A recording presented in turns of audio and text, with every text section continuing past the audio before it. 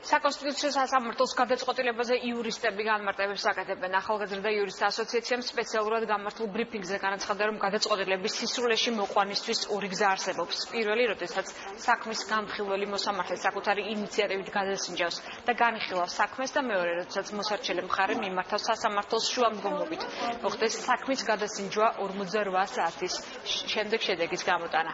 განსხვავებული მოსაზრება აქვს საკონსტიტუციო კომისიის წევრს ვასილ გონაშვილს. მისი თქმით არის გარკვეული პროცედურები, თუმცა საკონსტიტუციო სასამართლოს გადაწყვეტილება საბოლოოა და უყოვნებლივ უნდა შესრულდეს. იმისთვის, რომ მომხდარიყო ბრალდებული პირის გათავისუფლება პატიმრობიდან, საჭიროა და აუცილებელია საერთო სასამართლოს მიერ მიღებული გადაწყვეტილება.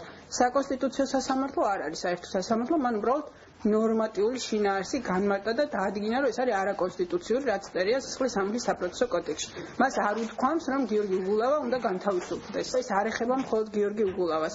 ნებისმიერ პირი, რომელიც მსგავს სიტუაციაში იმყოფება, იგივენაირად მოქმედებს საკონსტიტუციო გადაწყვეტილება იმ პირთა მიმართ, როგორც გიორგი უგულავას მიმართ. ამდენად გამორიცხულია, რომ მხოლოდ ერთი პირის მიმართ მომხდარიყო ამ გადაწყვეტილების აღსრულება და საჟეახულებით დაწესებულებას გუშინ ღამე გამოეშვა პატიმარი გარეთ. საქართველოს კონსტიტუციასთან უნდა მოვიდეს შესაბამისობაში ყველა ნორმა, რომელიც კანონმდებლობაშია და რომელიც გულისხმობს, რომ არ შეიძლება პირს გაუხანგრძლივდეს 9 თვიანი პატიმრობა, 9 თვიანი ვადის გასვლის შემდგომ.